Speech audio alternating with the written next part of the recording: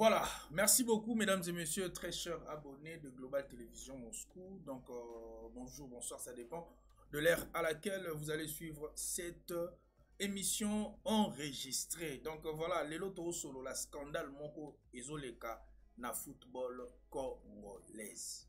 Scandale moko ya somo tozana ba audio, tokotiela bino ba audio ya entraîneur moko ndenga zo senga joueur moko aya po pasola e vraiment na si. Mais ça li pasi pe mawato tshela bino pe audio ya réaction ya moko pe ya ba entraîneur na kombo ya Papi Kimoto. Donc il pas mérite ko réagir na problème wana et ça li vraiment pasi pe mawa. En tout cas football congolaise vraiment toujours kende wapi et puis to lobanini la jeunesse congolaise aujourd'hui est en danger aujourd'hui parce que le foot na makambo nyo surtout selon l'information autométique ko relayer ba information nyo tout aujourd'hui. Vraiment ça fait 20 ans déjà réseau on a topé système on a et vanda depuis Kala et puis selon bah information encore une fois de relayer que déjà fédération Fekofa Azala déjà saisi un problème mais Fekofa et Tikalaka Koloba et l'eau générique et puis on se retrouve juste après. Bravo.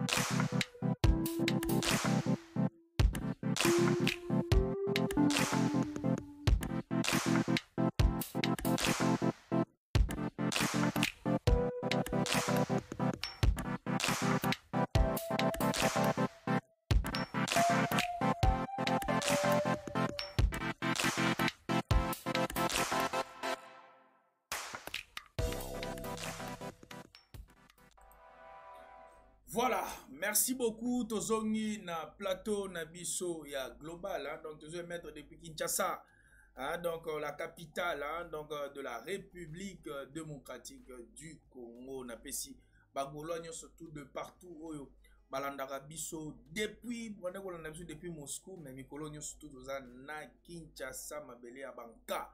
Donc tozawana tozolinga to installer vraiment chaîne Nabiso na niveau awa, donc kala mingi te bomo na déjà moi bandeko belé bakoya bakoleka bakosala ba émission mpona komeka moko kotya mwa couleur mosusu kaka ndenge ezalaka. Donc voilà, avant banda kokota moi si je te nango lelo je profite, hein, j'en profite directement de dire un grand merci na bato tout bazo soutenir biso na moni la Fumu, na moni Manda Maseke, na moni Kofo Mambweni, Scofield na pesibino vraiment merci belé. Donc bato batika ngaite na moni Jessica Djenga de London, Namoni Congo Bololo. Merci beaucoup. Namoni Lissou Bongo, Nathalie Chichi, Stéphanie Chucha. Donc, boza vraiment belé oyo. Bozo tika bisote, Mabé, Béatrice Moutombo, Sandy Bekate, Eliane Sana, Clarisse Massamba, Maria José, Namoni Bino. Bozo tika ngaite, merci vraiment Nabino. Tout bozo belé, Biloni la Nita, boza vraiment et belé oyo. Vraiment bozo soutenir Global Télévision, hein, donc vous soutenir bien évidemment Ngamoko Trésor. Donc voilà, Naza toujours reconnaissant na oignon surtout vraiment bozo sala vraiment pour nangai. Donc voilà, bah, ces jours nangai zo les gars bien beau c'est tracassé donc ozamboka nanga Congo zamboka nanga donc voilà bo bangelo mote et lo moko ezalité. Donc voilà, Tobani déjà to continue dans le vif du sujet. Na biso to solo la toujours solo la vraiment scandale oyo eza bongo na football congolaise ya mbozo mona foot ezo simbate bat ba oma oliana na sima bakondi ba oma kolia ba joueur po joueur abeta il faut ba pasola e to lo bango clair donc po joueur abeta na terrain il faut pasola et puis selon ma information aujourd'hui, ça fait 20 ans. Ça fait 20 ans réseau wana et Vanda. On sous-entend qu'aujourd'hui, tout le monde c'est que fédération a son courant na maramwana surtout. Il y a un besoin na Congo et évoluer tes ballons côté ballon mawa plein. Il y a un dossier oyo, il faut vraiment ministre à sport à saisir dossier oyo. Et puis tu interpeller directement Bakondi ya Mboka Balanda dossier oyo parce que la jeunesse congolaise, surtout dans le secteur il y a football, baza en danger. Donc, tu as audio. Mais avant, on tient audio. Ils ont un certain Bertin. Un certain Bertin. Aza parmi entraîneur, il y a un club. Mon il y a un club. Il y a Totani Kombote. Tout le biga, il y a un certain Bertin. Bertin, on a Azapé, na Moko, il y a un club. Il y a première division. Na Moko, na Biso. Bertin, on a, il s'est dit victime. Il y a Kabal, soi-disant, ça il est Kabal. Alors que, selon l'information, la Biso Domingui, au sein de l'investigation, certains joueurs balobi que Neko wana po beti sayo. Alobaka, soko lingi o beta, il faut pesa sima. Soko pesi sima te, oko beta te. Vous comprenez? Soko pesi sima te, oko beta te. Nako yoka ba audio wana to chela no audio a moko lisusu ya entraîneur azo senga na joueur. Te ke yo joueur ndongo zawana to ebi ko beta kana yo bien, ko chaka na ope babi. To chela binongo boyoka pasi. Boyoka pasi. Donc, lokola, scandale oyo et bimi aux yeux de tout le monde, c'est maintenant ou jamais, le gouvernement va conduire Mboka, meka, koloka, ko, si ça vraiment problème. S'il faut que l'on la bangonne surtout la fédération, parce qu'ils ont circuit, ils ont réseau. Réseau, donc, il faut vraiment fédération mobile, maman, il faut pas courir. Parce qu'ils ont raison. Mais, na problème oyo, toko nga na kozwe lango, toko zwa trois aspects na problème oyo na football na biso. Aspect liboso o biso tout oyebaka na équipe nationale.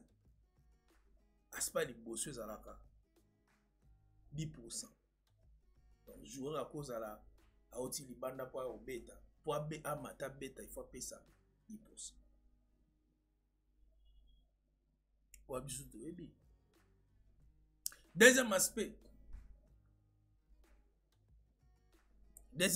c'est système oyo. Il faut payer ça si ma pas soi. Donc des ans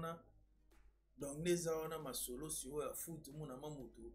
Donc des ans matina terrain si va pas solier déjà. Alors beta bien ndeni pour force ou tanasi. Vous au monde va jouer musu na terrain zo mela. Pem mazo ko kata zo mela pem ko ani ba fungole dasi.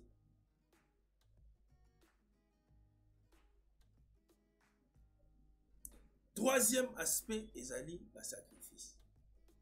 Sacrifice humain. Dans Makila. Trois aspects. Vous savez, sur ballon, l'élo, et comme science. Football aujourd'hui comme science. Dans mon temps de la foot. Na poto po beta. Tu dis que maman a pesé ça on a ba poto.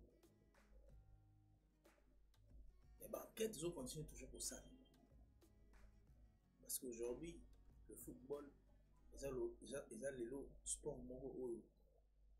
Ils ont payé ça, mongo, vraiment belé. Si vous avez un frère, non, mon abé, déjà les bandes, il faut déjà non. Là, ils ont les co, les colos. Mais pourquoi, à on a niveau Congo déjà, tu bandi au bébé, ça déjà, bande à la biso déjà. On sait que les gens ont monté pour tirer ma petite biso. À l'école de foot, ils ont il y a Congo. Parce que Balobi, ils ont déjà, ils ont tinacé. Il y a pépinière déjà. Joana Baliaka déjà, petit wana. Côté, Baodana Moutoké, les arbres pour briller. Pour malheureusement, ba Mokani. Pour malheureusement, ba Chancel Memba. Pour malheureusement, ba Bakambu. Pour malheureusement, ba Nessin Kebano. Il faut tout passer là. Ils ont côté la tout. Petit temps, on a déjà dans mon niveau professionnel, à OP ça qu'on a terminé. Vous en comprenez? En tout cas, fédération, ministère du sport, pas mes gros, vraiment, bataille la biseau, problème. Donc voilà, tout y a quand même audio. Audio, il y a audio. Audio ya moko o aza entraîneur o to tshela bino aza entraîneur aza entraîneur. Voilà, donc tozo tchela bino audio oyo kabino moko na matoi na bino ndenge moko ya entraîneur azo komele azo tindela joueur o joueur alega na motalaka. Donc il faut joueur apesa président faut aller. En tout cas bato nyo surtout faut balandela bango balongola bango boye football eko évoluer na moti boye eloko moko malongo esalema na moti toyoka petit na ngai toyebi ke obetaka bali bia otyaka babi kitoko mais yo olingi no sacrifice te oyo bazobeta na poto bazosala basacrifice yo olingi bango na nini toyebi ke yo ozalaka musulman kaka kaka président ali ya mbala moko ye tosinise yo obandi kobeta. ok toyebi ozalaka musulman pesa kaka président alia epuis tosinise yo epuis obandi kobeta.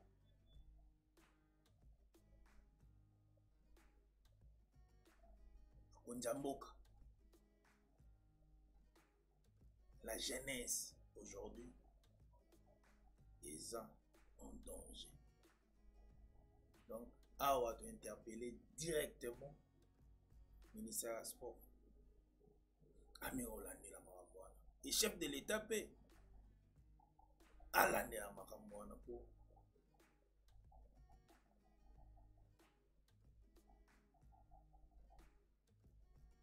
Et un réseau pendant 20 ans. Pendant 20 ans, bah opéra à cabo. Bah baby si combien de joueurs. Un bon mon ailleurs monte mon joueur mo va briller on a pendant 20 ans. Et ce bogi Kimoto, pour comprendre Kimoto a lobby le moko boye. Donc fédération azala déjà saisi. Et bango kutu balinga ki bazwa problème. Donc eza réseau. Donc biso tant toye boye ko dénoncer kaka. Musala obiso to ko sala yango. O musu to ko sala apport na biso en étant de journaliste, de youtubeur, de bapandisango nyonso to bo benga biso to salira musala na biso ya communication. To salira musala na biso ya boyaka ko betaka mela. Et mela oyo ekokota na bandako batutu. Yo pe zwa yango partager yango. Et comme matina ba instance nyonso tout va comprendre qu'est-ce qui se passe aujourd'hui dans le milieu ya football pendant 20 ans. Abandé du sous et vanda pendant 20 ans. Selon l'information de yeux. Tu relèves l'information, tu créer un peu partout, tu traites l'information au tu es diffusant. Donc c'est pendant 20 ans système on est vanda déjà dans le football congolais. Résultat malongani ya mboso. Résultat ya malongani na mboso.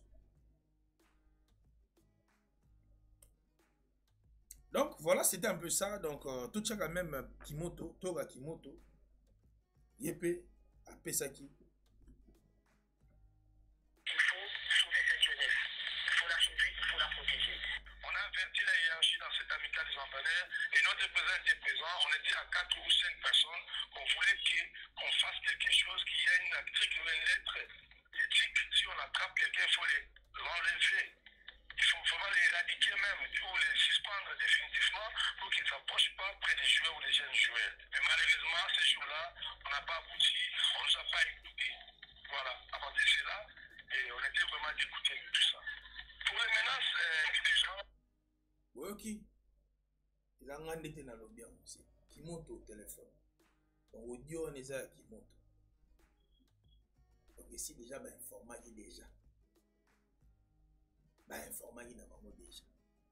C'est-à-dire ne tolo baboye ba yebaki fédération yebi ba komyo soto yebi. Fédération yebi pendant 20 ans. Pendant 20 ans donc tolo ba pendant 20 ans c'est par rapport à l'information oyo to meki ko relais de partout. Yango to yuki, to bengi, to kotinti na se ya ko yeba. Yango wana nde to yebi bino ke c'est pendant 20 ans que réseau wana système wana evanda pour na kopebisa ba joueur. Et information mosusu toza nango que eza petit na ba pépinière.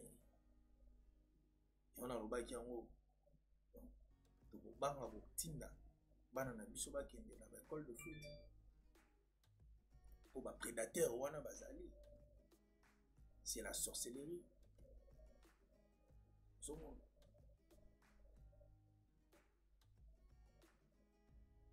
Voilà, c'était ça. Merci beaucoup. Donc, tout ça, les ça, Nabiso. Papa Ndisango. Le ministère du Sport a se saisir un dossier Oyo. Donc, s'il faut que l'on là pour révoquer, surtout pour un système, 20 ans. 20 ans.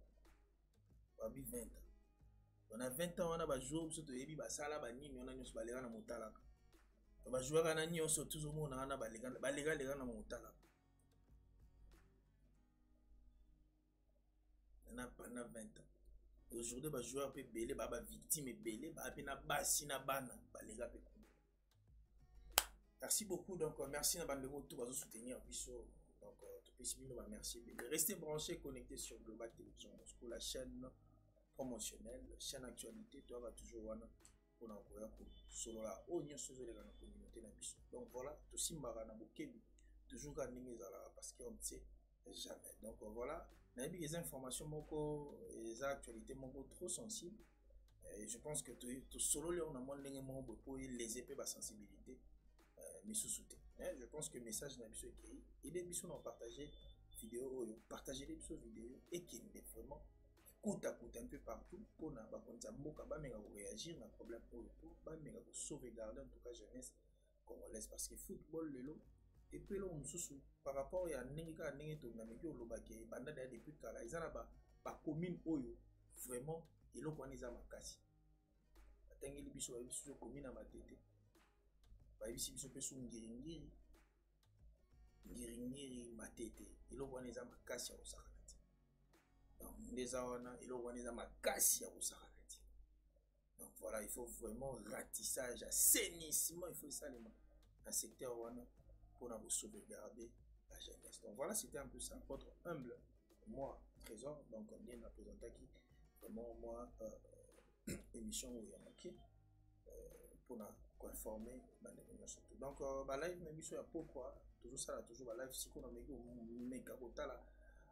un peu de débit et Internet, ils en ont assez, parce que c'est tout le monde qui utilise Internet actuellement. Maintenant, là, il n'y a pas moyen de passer en direct parce que connexion, il y a toujours un problème. Donc, 21h, R1 pour lancer live dans mission parce que live R1 moins stabilité et ça. Donc, voilà. Live, n'est-ce pas pourquoi tout ça, vraiment, point essentiel et actualité. Et puis, tout ça, là, toujours promotion et artiste Ferrigo là. Donc, au Bongo, les 10 novembre, artiste à cause de la Naki Chassa. Vraiment, à Keiza, vraiment, ma casse, pas me vraiment, c'est l'artiste qui t'a naïe. Donc voilà, nous avons un concert le 12 novembre on a Otana, entre les $100 et puis nous avons un concert populaire Bongo les 19 na Palais du Peuple. Donc voilà, et vous avez tout fait, tout flamme. Donc voilà, pour na Bagologne surtout, vraiment, tous à et belé, tout la bonne musique parce qu'il fait rigoler égal. La musique, Ferrigo là, c'est la musique. Ferrigo là, c'est lui-même. La musique, c'est lui-même. Donc, il est mon musique. Donc voilà, merci beaucoup. On se retrouve. À très bientôt. Bye bye.